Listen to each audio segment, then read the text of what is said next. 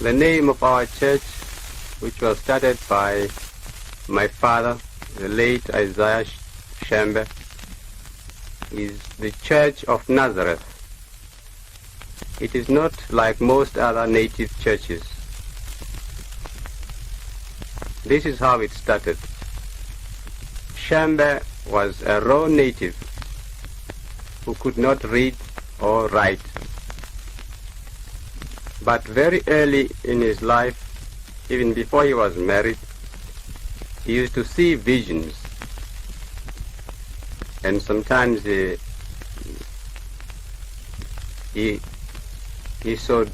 had dreams about many things connected with religion.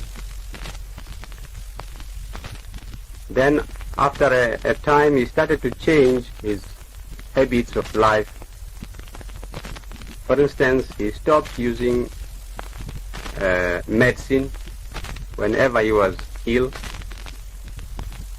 and he also started to stop taking pork, and he stopped drinking beer, and he stopped visiting witch doctors, izangoma. And before very long, he started to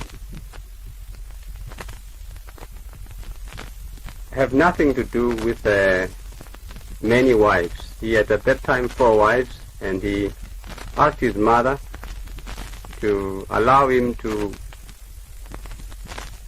tell his wives to go back to their own kraals, because he didn't want to have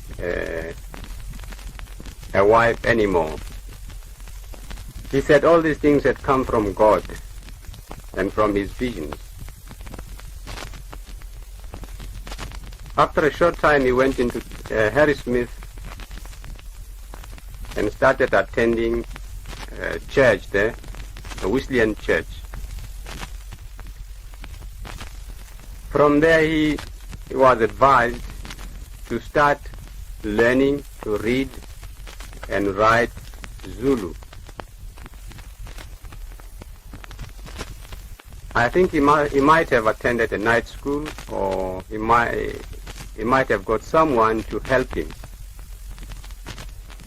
to learn Zulu. But in a very short time he could read his New Testament and also the Old Testament. He started joining the church, this Wesleyan church, but he could not be a full member because he refused to be baptized by sprinkling of water and preferred to be baptized by immersion. He quoted the New Testament.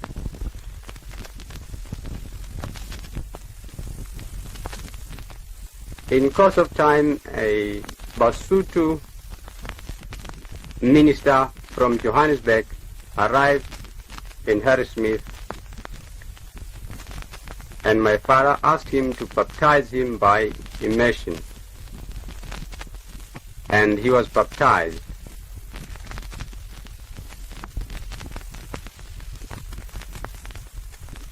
My father at that time knew quite a lot that was written in the Old Testament, and he would not enter any holy places with his shoes on. So he asked leave of the minister in charge to allow him to remove his shoes whenever he entered a church. This was allowed.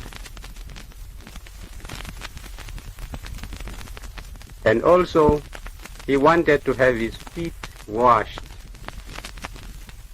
with water, just as Jesus did cleanse the feet of his disciples when taking Holy Communion. Now all this time, Shembe had many visions and dreams Sometimes you would see himself preaching to a large gathering of natives who all wearing white garments. And he became very active at the time as a preacher.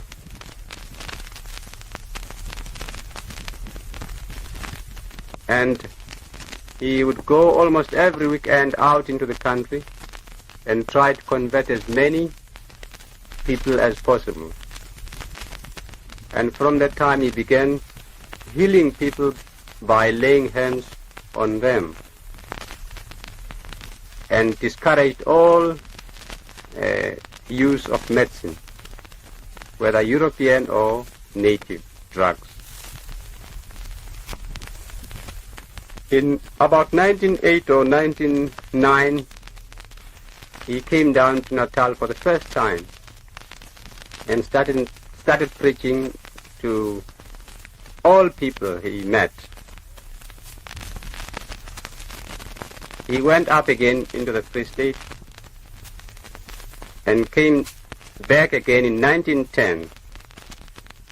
At that time, he started preaching or trying to convert, especially the ministers of the gospel, both white and black. He told them that he had a message from God, and that his message was mainly concerned with the leaders of Christianity. He believed that if the ministers all joined together and worked together according to his ideas, more natives would join the church than they were doing at present. When he first came to Natal, he was opposed to all forms of dancing among the native people.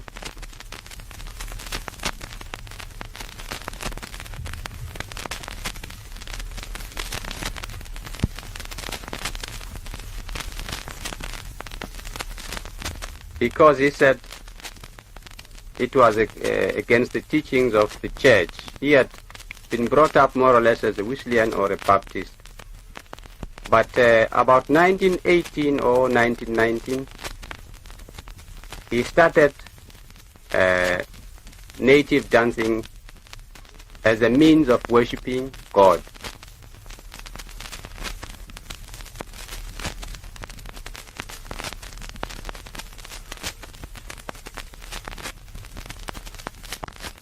He realized that many people, especially in remote parts of Zululand, were very poor. They could, many of them were prevented from joining the church because they had no money with which to buy European clothing. So he started just about this time to encourage people to join the church in their traditional dress, that is skins and other things.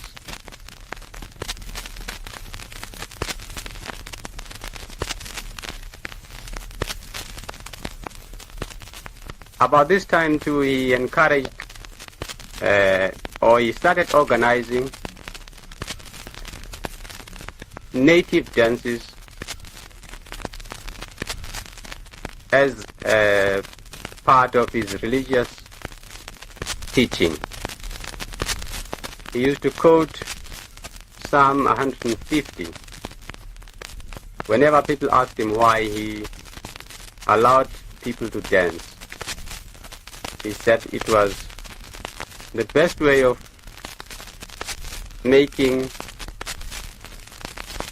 expressing, I should say, thanksgiving or devotion or praise to the Almighty.